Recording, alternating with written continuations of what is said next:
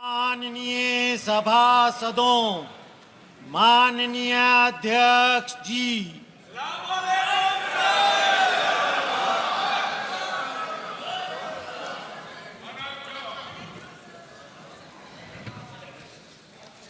माननीय सदस्यगण, आपको बुलेटिन भाग 2 के माध्यम से पहले ही सूचित किया गया है कि माननीय वित्त मंत्री जी के बजट भाषण की प्रतियां आपको हार्ड कॉपी के रूप में उपलब्ध कराई जाएगी। अतः बजट प्रस्तुत हो जाने के पश्चात माननीय सदस्य बजट भाषण की प्रति प्रकाशन काउंटर से प्राप्त कर सकते हैं। आपको ये भी सूचित किया जाता है कि माननीय मंत्री द्वारा बजट प्रस्तुत किए जाने के पश्चात उसे मेंबर पोर्टल पर भी उपलब्ध करा दिया जाएगा। माननीय वित्त मंत्री जी।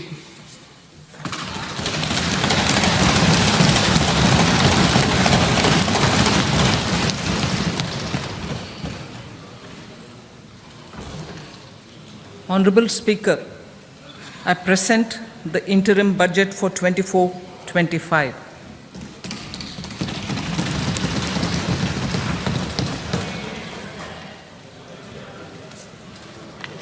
The Indian economy has witnessed profound positive transformation in the last 10 years. The people of India are looking ahead to the future with hope and optimism. With the blessings of the people, when our government under the visionary and dynamic leadership of Honorable Prime Minister Shri Narendra Modi assumed office in 2014, the country was facing enormous challenges. With Sabka Saath, Sabka Vikas as its mantra, the government overcame those challenges in right earnest. Structural reforms were undertaken. Pro-people programs were formulated and implemented promptly. Conditions were created for more opportunities for employment and entrepreneurship. The economy got a new vigor. The fruits of development started reaching the people at scale. The country got a new sense of purpose and hope. Naturally, the people blessed the government with a bigger mandate.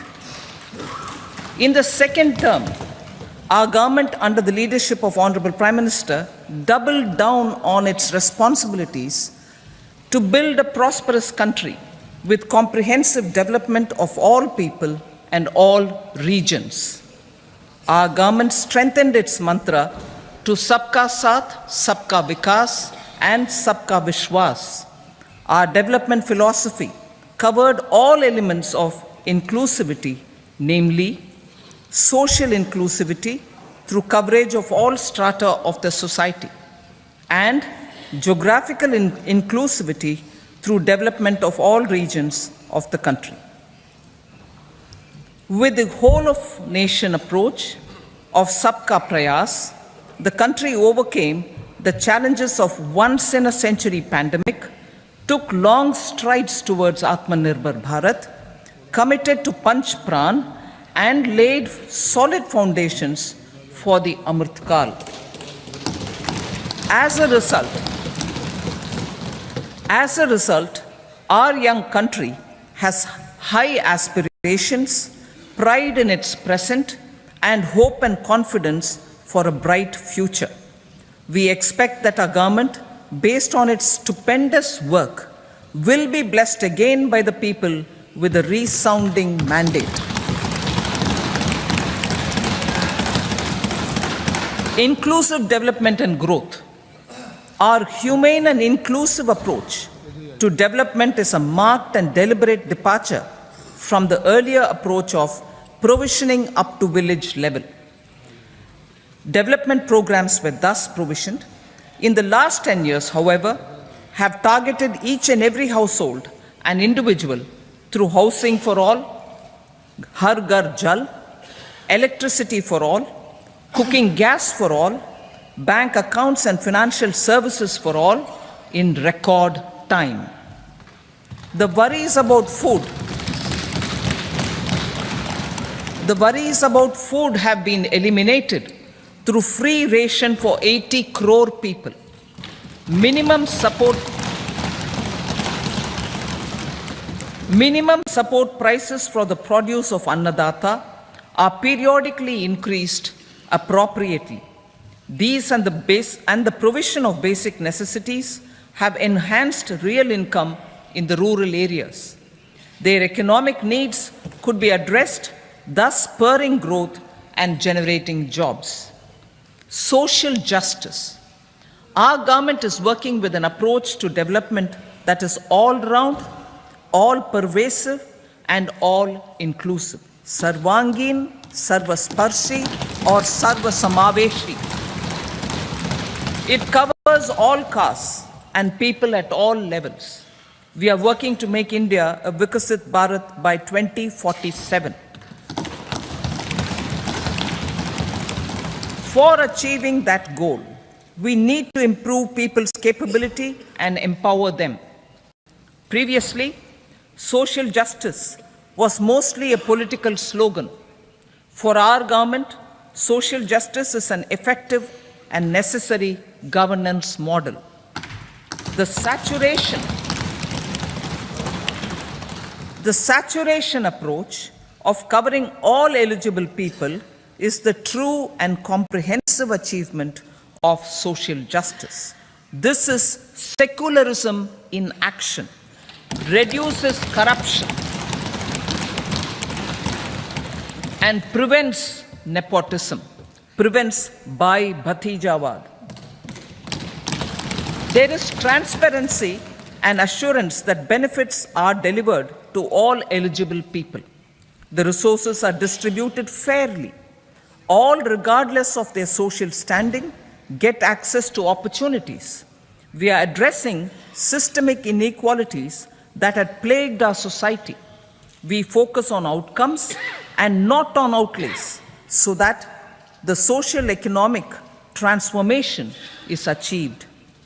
As our Prime Minister firmly believes, we need to focus on 4 major castes.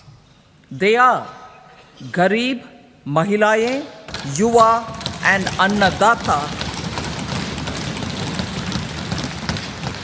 Their needs, their aspirations, and their welfare are our highest priority. The country progresses when they progress. All 4 require and receive government support in their quest to better their lives. Their empowerment and well-being will drive the country forward. Garib Kalyan, Desh Ka Kalyan. We believe in empowering the poor.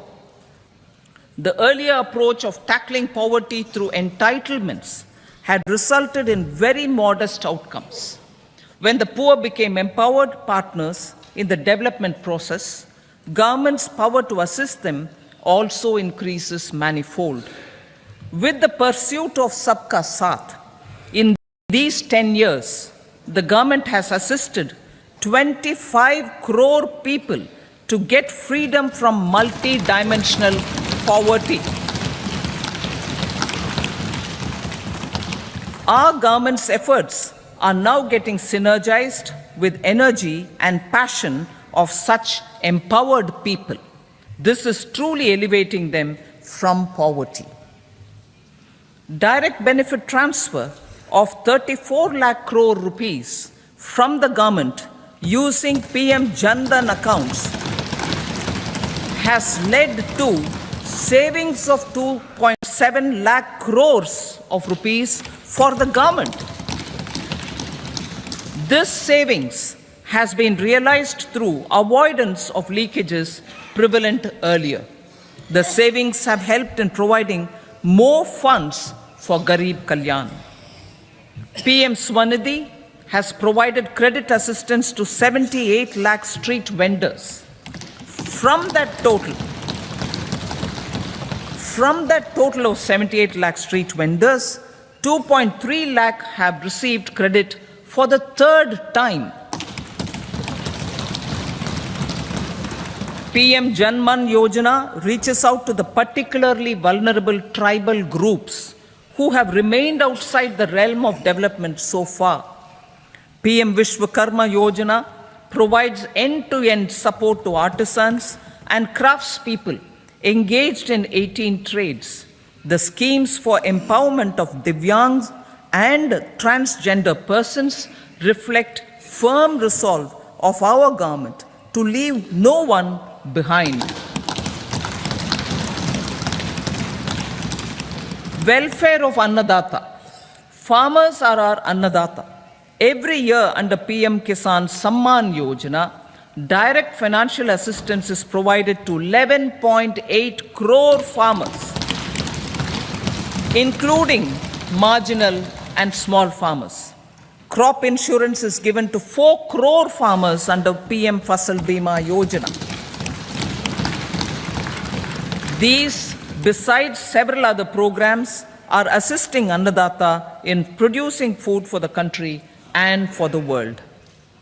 Electronic National Agricultural Market has integrated 1,361 mandis and is providing services to 1.8 crore farmers with trading volume of 3 lakh crores of rupees. The sector is poised for inclusive, balanced, higher growth and productivity. These are facilitated from farmer-centric policies, income support, coverage of risks through price and insurance support, promotion of technologies and innovations through startups. Empowering the Amrit PD, the Yuva. Our prosperity depends on adequately equipping and empowering the youth. The National Education Policy 2020 is ushering the transformational reforms. PM Schools for Rising India, PM Shri, are delivering quality teaching and nurturing holistic and well-rounded individuals. The Skill India mission has trained 1.4 crore youth, upskilled and reskilled 54 lakh youth, and established 3,000 new ITIs. A large number of institutions of higher learning, namely 7 IITs, 16 triple ITs, 7 IIMs, 15 AIMS, and 390 universities have been set up. PM Mudra Yojana has sanctioned 43 crore loans aggregating to 22.5 lakh crores of rupees for entrepreneurial aspirations of our youth. Besides that, Fund of Funds, Startup India, and Startup Credit Guarantee schemes are assisting our youth. They are also becoming Rozgar Data. The country is proud of our youth scaling new heights in sports. The highest ever medal tally in Asian Games and Asian Para Games in 2023 reflects a high confidence level.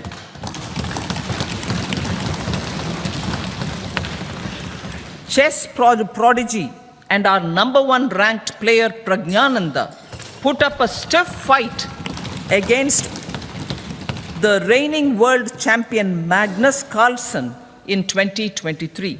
Today, India has over 80 chess grandmasters compared to little over 20 in 2010. Momentum for Nari Shakti. The empowerment of women through entrepreneurship, ease of living, and dignity for them has gained momentum in these 10 years. 30 crore Mudra Yojana loans have been given to women entrepreneurs.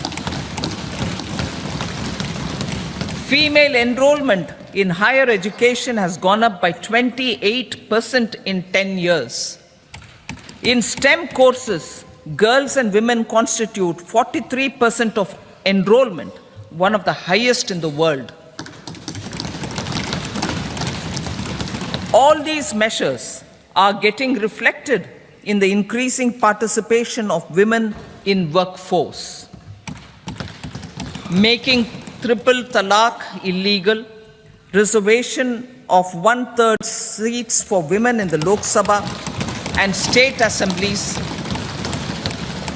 and giving over 70% houses under PM Awas Yojana in rural areas to women, and giving over 70% houses under PM Awas Yojana in rural areas to women as sole or joint owners have enhanced their dignity.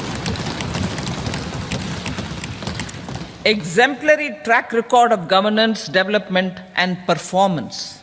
Besides delivering on high growth in terms of gross domestic product, the government is equally focused on a more comprehensive GDP, that is, governance, development, and performance.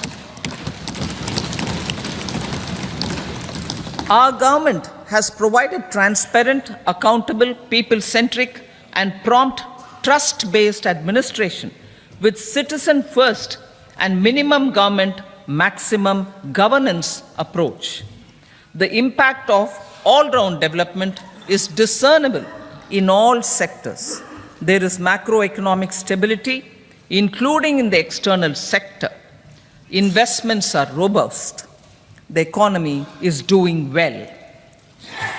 People are living better and earning better, with even greater aspirations for future. Average real income of the people has increased by 50%. Inflation is moderate. People are getting empowered, equipped, and enabled to pursue their aspirations. There is effective and timely delivery of programs and of large projects. Economic management. The multi-pronged economic management over the past 10 years has complemented people-centric, inclusive development. Following are some of the major elements. 1. All forms of infrastructure, physical, digital, or social, are being built in record time.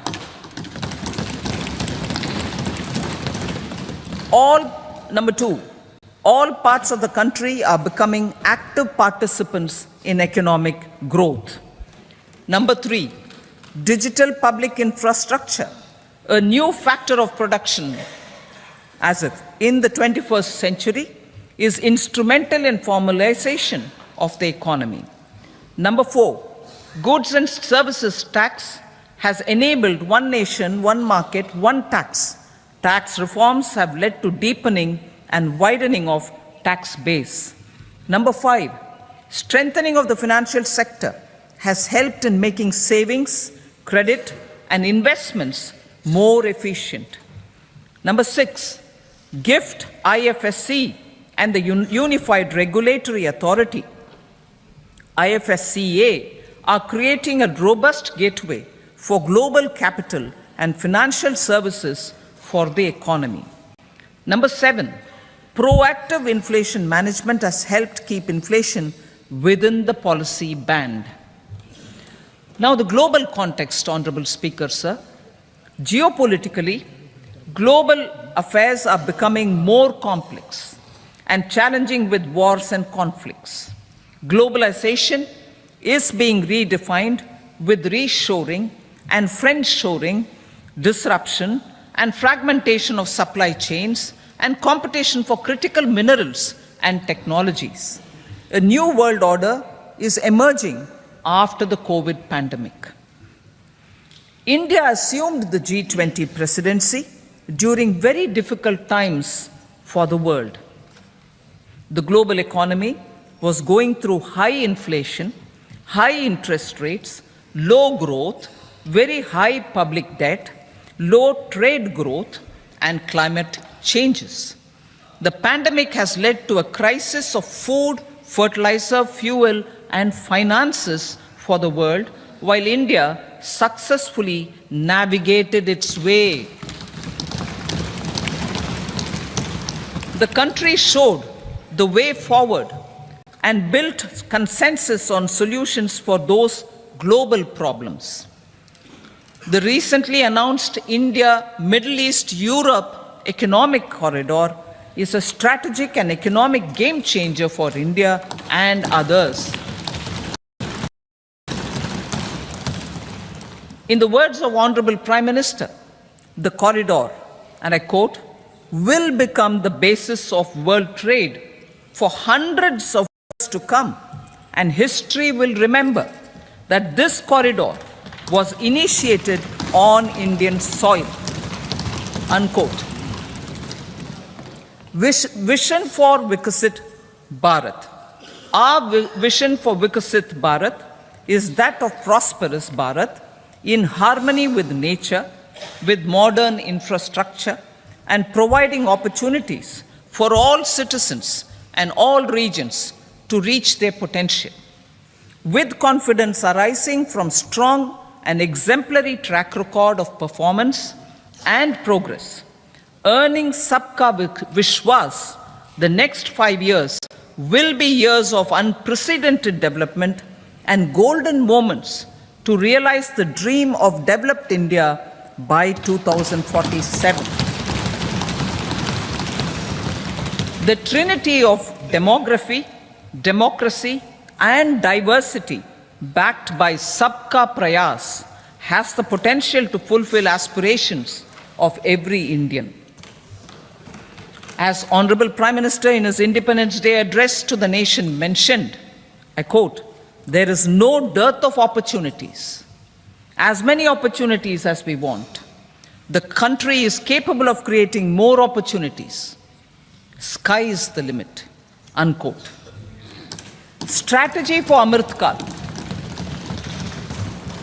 Our government will adopt economic policies that foster and sustain growth, facilitate inclusive and sustainable development, improve productivity, create opportunities for all, help them enhance their capabilities, and contribute to generation of resources to power investments and fulfill aspirations. Guided by the principle, reform, perform, and transform, the government will take up next generation reforms and build consensus with the states and stakeholders for effective implementation. It is an important policy priority for our government to ensure timely and adequate finances, relevant technologies, and appropriate training for the micro, small, and medium enterprises, MSMEs, to grow and also compete globally. Orienting the regulatory environment to facilitate their growth will be an important element of this policy mix. Aligning with the Panchamrit goals, our government will facilitate sustaining high and more resource-efficient economic growth. This will work towards energy security in terms of availability, accessibility, and affordability. For meeting the investment needs, our government will prepare the financial sector in terms of size, capacity, skills, and regulatory framework. Aspirational Districts Program. Our government stands ready to assist the states in faster development of aspirational districts and blocks, including generation of ample economic opportunities. Development of the East.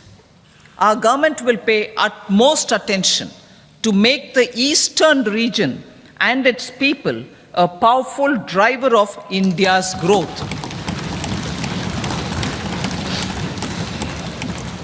PM Awas Yojana Gramin.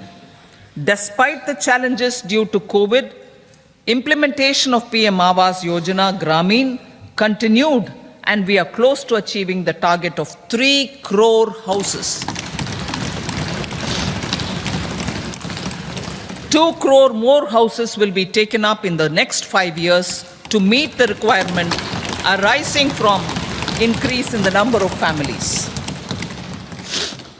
Rooftop solarization and Muft Bijli. Through rooftop solarization, 1 crore households will be enabled to obtain up to 300 units free electricity every month. This scheme follows the resolve of Honorable Prime Minister on the historic day of consecration of Sri Ram Mandir in Ayodhya. Following benefits are expected. Savings up to 15 to 18,000 rupees annually for households from free solar electricity and selling the surplus to the distribution companies. Charging of electric vehicles. Entrepreneurship opportunities for a large number of vendors for supply and installation. Employment opportunities for the youth with technical skills in manufacturing, installation, and maintenance. Housing for middle class. Our government will launch a scheme to help deserving sections of the middle class, and I quote from Honorable Prime Minister's words, living in rented houses or slums or chawls and unauthorized colonies, unquote, to buy or build their own houses.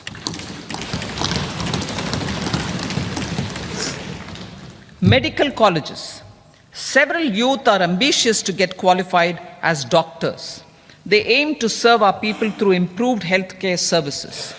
Our government plans to set up more medical colleges by utilizing the existing hospital infrastructure under various departments. A committee for this purpose will be set up to examine the issues and make relevant recommendations. Cervical cancer vaccination. Our government will encourage vaccination for girls in the age group of 9 to 14 years for prevention of cervical cancer. Maternal and child health care.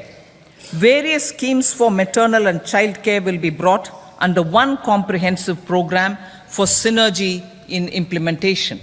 Upgradation of Anganwadi centers under Saksham Anganwadi and Poshan 2.0 will be expedited for improved nutrition delivery, early childhood care, and development. The newly designed U-Win platform for managing immunized and intensified efforts of Mission Indradhanush will be rolled out expeditiously throughout the country. Ayushman Bharat. Healthcare cover under Ayushman Bharat scheme will be extended to all ASHA workers, to all Anganwadi workers and helpers. Agriculture and food processing. The efforts of value addition in agriculture sector and boosting farmers' incomes will be stepped up. Pradhan Mantri Kisan Sampada Yojana has benefited 38 lakh farmers and generated 10 lakh employment. Pradhan Mantri Formalization of Micro Food Processing Enterprises Yojana has assisted 2.4 lakh SHGs and 60,000 individuals with credit linkages. Other schemes are complementing the efforts for reducing post-harvest losses and improving productivity and incomes. For ensuring faster growth of the sector, our government will further promote private and public investment in post-harvest activities, including aggregation, modern storage, efficient supply chains, primary and secondary processing and marketing and branding. Nano DAP. After the successful adoption of nano urea, application of nano DAP on various crops will be expanded in all agroclimatic zones. Atmanirbhar Oil Seeds Abhiyan. Building on the initiative announced in 2022, a strategy will be formulated to achieve Atmanirbharta for oil seeds such as mustard, groundnut, sesame, soya bean, and sunflower. This will cover research for high-yielding varieties, widespread adoption of modern farming techniques, market linkages, procurement, value addition, and crop insurance. Dairy development. A comprehensive program for supporting dairy farmers will be formulated. Efforts are already on to control foot and mouth disease. India is the world's largest milk producer with India is the world's largest milk producer, but with low productivity of milch animals. The program will be built on the success of existing schemes such as Rashtriya Gokul Mission, National Livestock Mission, and infrastructure development funds for dairy processing and animal husbandry. Matsya Sampada. It was our government which set up a separate department for fisheries, realizing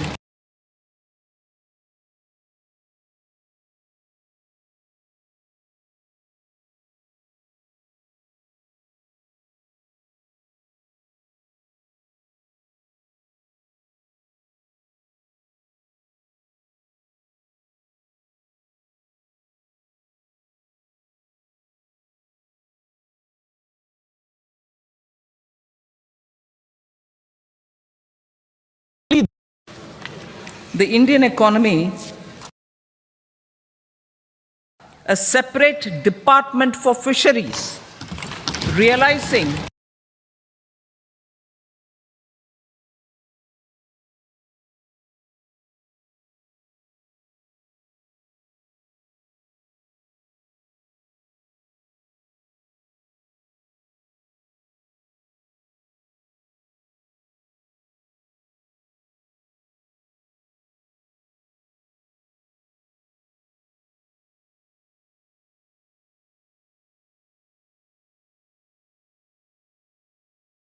separate department for fisheries, realizing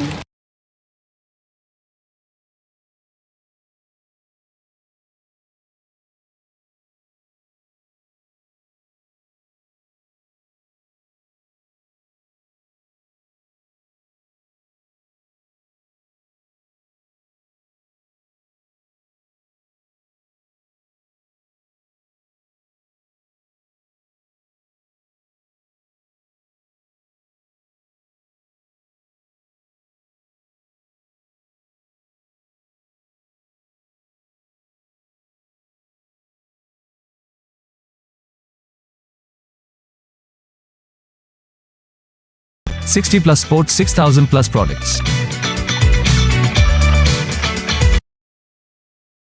new age technologies and data are changing the lives of people and businesses. They are also enabling new economic opportunities and facilitating provision of high quality services at affordable prices for all, including those at the bottom of the pyramid. Opportunities for India at the global level are expanding. India is showing solutions through of its people. Research and innovation for catalyzing growth, employment, and development. Prime Minister Shastri, Prime Minister Lal Bahadur Shastri gave the slogan of Jai Jawan, Jai Kisan. Prime Minister Vajpayee, Atal Bihari Vajpayee ji, made that Jai Jawan, Jai Kisan, Jai Vigyan. Prime Minister Modi has furthered that to Jai Jawan, Jai Kisan, Jai Vigyan, and Jai Anusandhan, as innovation is the foundation of development. For our tech-savvy youth, this will be a golden era. A corpus of 1 lakh crore rupees will be established with 50-year interest-free loan provided. The corpus will provide long-term financing or refinancing with long tenors and low and or nil. I repeat that sentence. The corpus will provide long-term financing or refinancing with long tenors and low or nil interest rates. This will encourage This will encourage the private sector to scale up research and innovation significantly in sunrise domains. We need to have programs that combine the powers of our youth and technology. A new scheme will be launched for strengthening deep tech technologies for defense purposes and expediting Atmanirbharta. Infrastructure development. Building on the massive tripling of the capital expenditure outlay in the past 4 years, resulting in huge multiplier impact on economic growth and employment creation, the outlay for the next year is being increased by 11.1% to 11,111 crore rupees. This would be 3.4% of our GDP. Railways. 3 major railway corridor programs will be implemented. These are energy, mineral, and cement corridor. Number 2, port connectivity corridors. And number 3, high traffic density corridors. The projects have been identified under the PM Gati Shakti for enabling multimodal connectivity. They will improve logistics efficiency and reduce cost.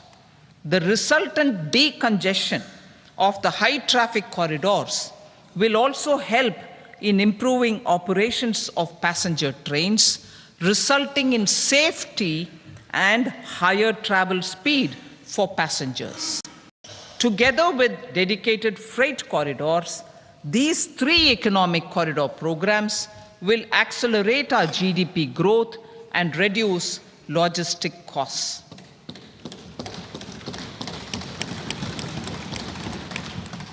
40,000 normal rail bogies will be converted to Vande Bharat standards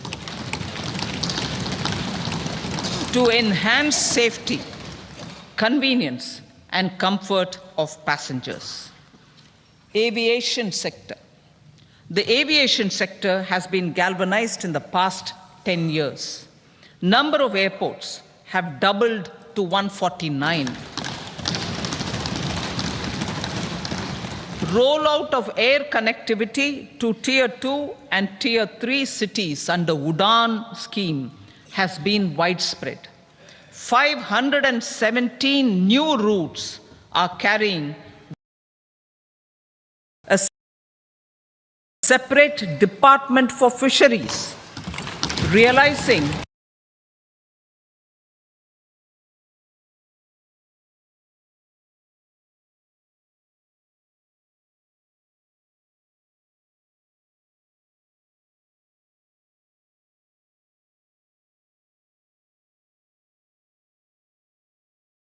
have a fast expanding middle class and rapid urbanization is taking place.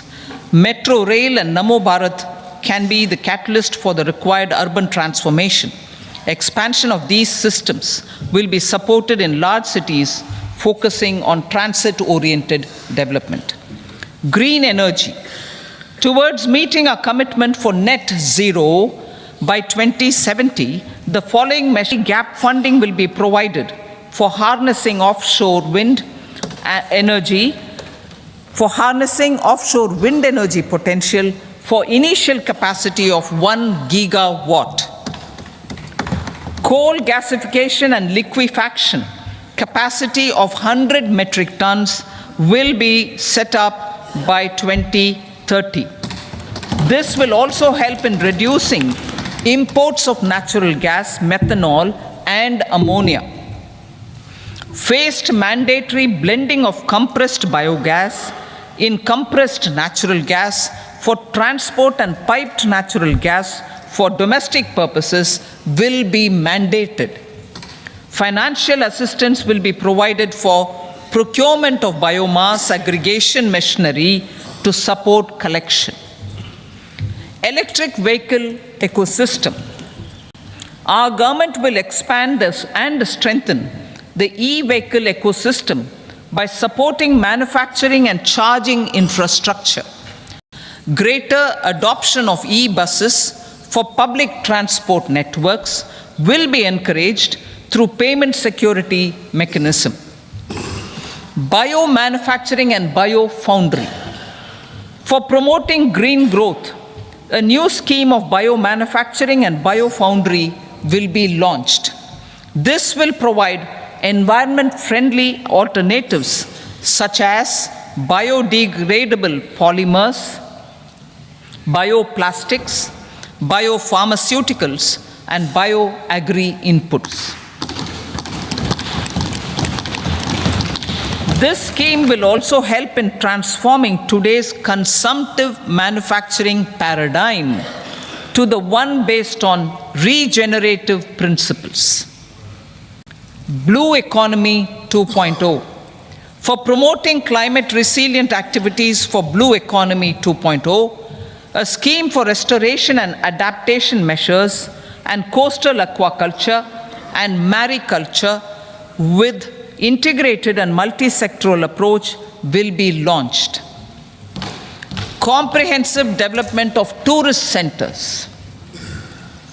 The success of organizing G20 meetings in 60 places presented diversity of India to global audience. Our economic strength has made the country an attractive destination for business and conference tourism. Our middle class also now aspires to travel and explore.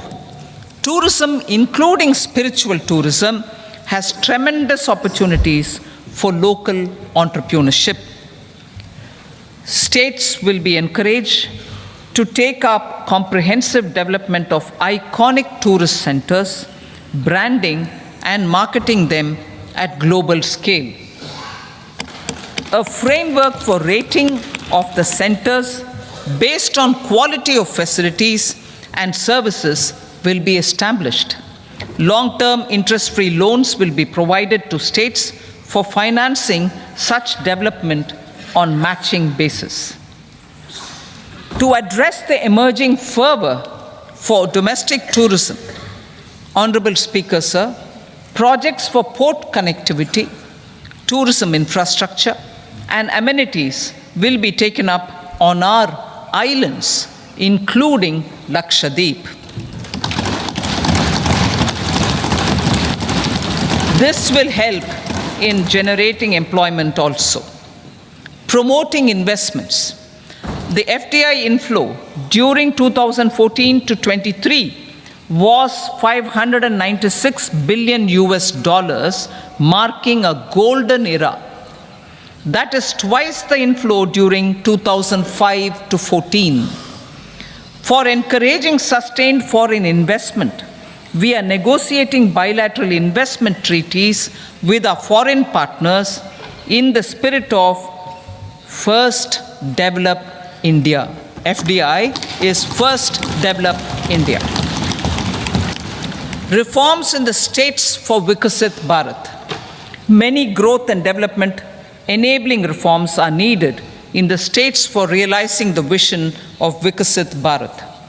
A provision of 75,000 crore rupees as 50-year interest-free loan is proposed this year to support those milestone-linked reforms by the state governments. Societal changes. The government will form a high-powered committee for an extensive consideration of the challenges arising from fast population growth and demographic changes. The committee will be mandated to make recommendations for addressing these challenges comprehensively in relation to the goal of Vikasit Bharat.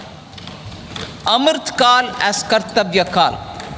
Our government stands committed to strengthening and expanding the economy with high growth and to create conditions for people to realize their aspirations. Honorable Prime Minister in his Independence Day address to the nation in the 75th year of our Republic said, and I quote, "We commit ourselves to national development with new inspirations, new consciousness, new resolutions as the country opens up immense possibilities and opportunities. It is our Kartavya Kal. Unquote. Every challenge of the pre-2014 era was overcome through our economic management and our governance. These have placed the country on a resolute path of sustained high growth. This has been possible through right policies, true intentions, and appropriate decisions. In the full budget in July, Honorable Speaker, our government will present a detailed roadmap for our pursuit of Vikasit Bharat.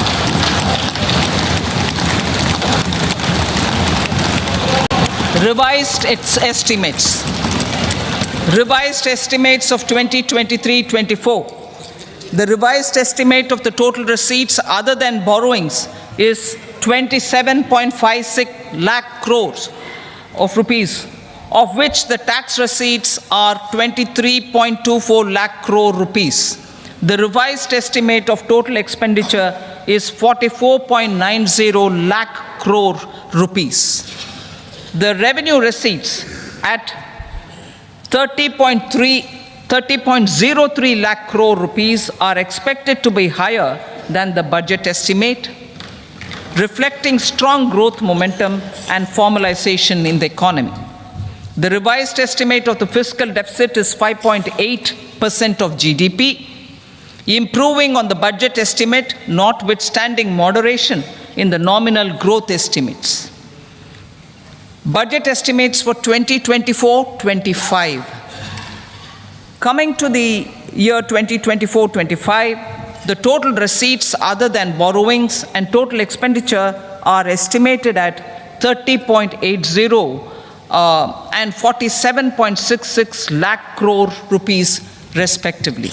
The tax receipts are estimated at 26.02 lakh crore rupees. The scheme of 50-year interest-free loan for capital expenditure to states will be continued this year with an outlay of 1.3 lakh crore rupees. We continue on the path of fiscal consolidation, as announced in my budget speech of 2021-22, to reduce fiscal deficit below 4.5% by 25-26. The fiscal deficit in 2024-25 is estimated to be 5.1% of GDP, adhering to that path. So the gross and net market borrowings through dated securities during 24-25 are estimated at 14.13 lakh crore rupees and 11.75 lakh crore respectively. Both will be less than that in 23-24. Now that the private investments are happening at scale, the lower borrowings by the central government will facilitate larger availability of credit for the private sector. Vote on account. I'll be seeking vote on account approval of the Parliament through the appropriation bill for a part of the financial year 2024-25. I will now move to Part B. Honorable Speaker, sir, over the last 10 years, the direct tax collections have more than trebled and the return filers swelled 2.4 times. I would like to assure the taxpayers that their contributions have been used wisely for the development of the country and welfare of its people. I appreciate the taxpayers for their continued support. The government has reduced and rationalized tax rates. Under the new tax scheme, there is now no tax liability for taxpayers with income up to 7 lakh rupees, up from 2.2 lakh rupees in the financial year 2013-14. The threshold for presumptive taxation for retail businesses was increased from 2 crores to 3 crores. Similarly, the threshold for professionals eligible for presumptive taxation was increased from 50 lakh rupees to 75 lakh rupees. Also, corporate tax rate was decreased from 30% to 22% for existing domestic companies and to 15% for certain new manufacturing companies. Honorable Speaker, sir, in the last 5 years, our focus has been to improve taxpayer services.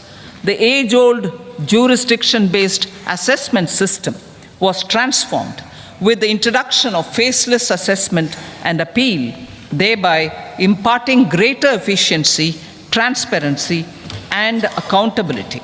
Introduction of updated income tax returns, a new Form 26AS, and pre-filling of tax returns have made filing of tax returns simpler and easier.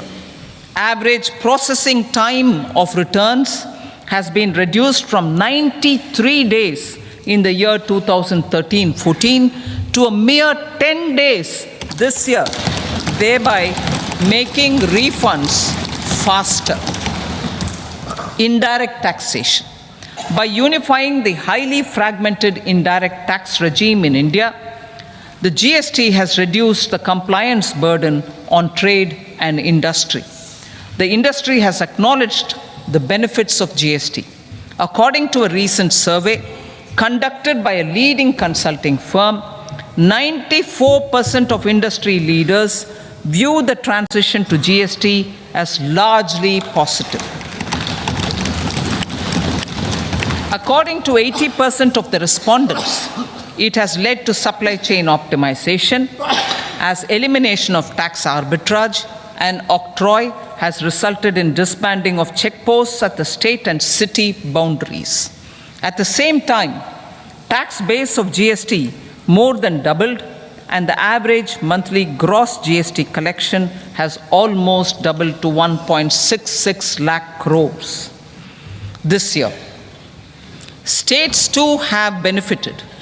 States' SGST revenue, including compensation released to states in the post-GST period of 2017-18 to 2022-23, has achieved a buoyancy of 1.22.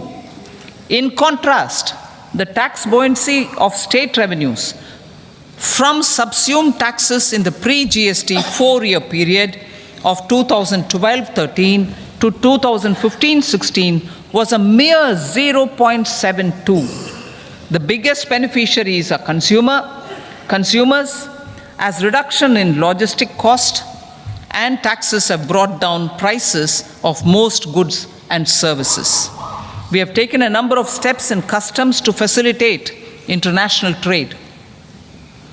As a result, the import release time declined by 47% to 71 hours at inland container depots, by 28% to 44 hours at air cargo complexes, and by 27% to 85 hours at seaports over the last 4 years since 2019, when the national time release studies were first started.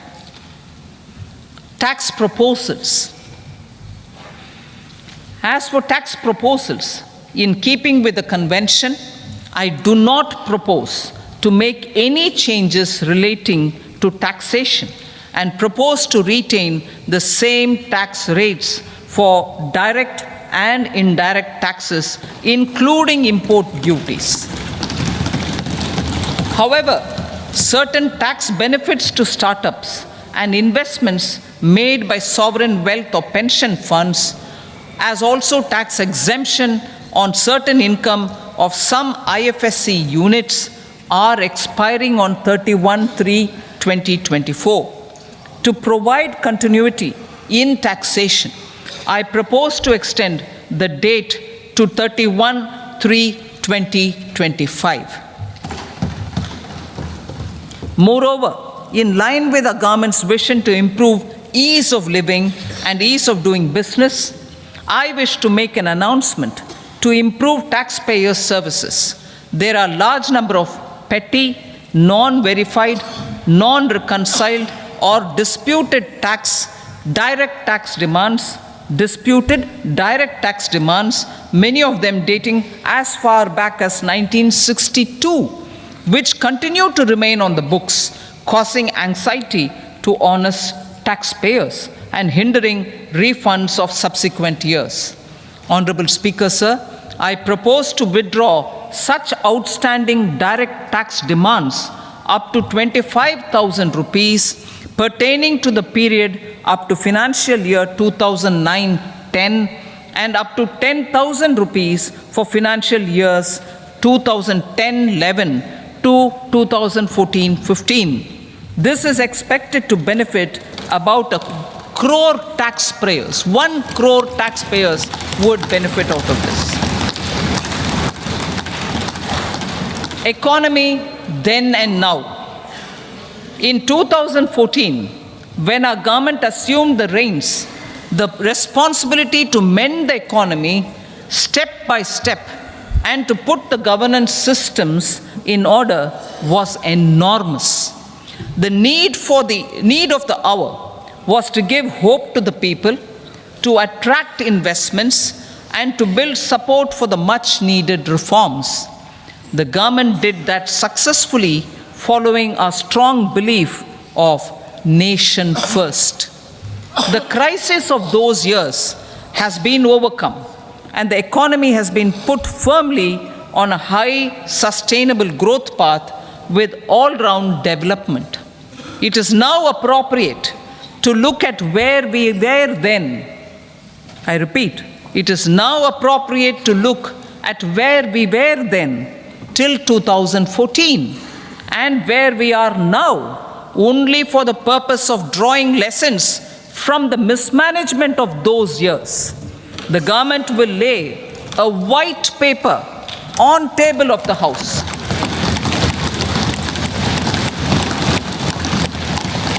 The exemplary track record of governance, development and performance, effective delivery and Jan Kalyan has given the government trust, confidence and blessings of the people to realize whatever it takes, the goal of Vikasit Bharat, with good intentions, true dedication and hard work in the coming years and decades. With this, Honorable Speaker, I commend the interim budget to this august House. Jai Hind.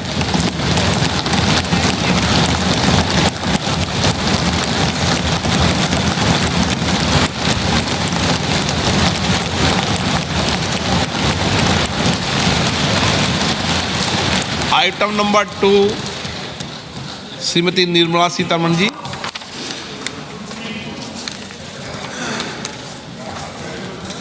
Sir, with your permission, I rise to lay on the table the following statements. Under Section 3(1) of the Fiscal Responsibility and Budget Management Act 2003, medium-term fiscal policy cum fiscal policy strategy statement and macroeconomic framework statement. Item number 3 Shrimati Nirmala Sitharaman ji. Sir, with your permission, I rise to move for leave to introduce the Finance Bill 2024. प्रश्न ये है कि विधेयक को पुनर्स्थापित करने की अनुमति प्रदान की जाए. जो सदस्य इसके पक्ष में हाँ कहें, जो सदस्य विरोध में ना कहें. मेरे विचार में निर्णय हाँ वालों के पक्ष हुआ. हाँ वालों के पक्ष हुआ. माननीय मंत्री जी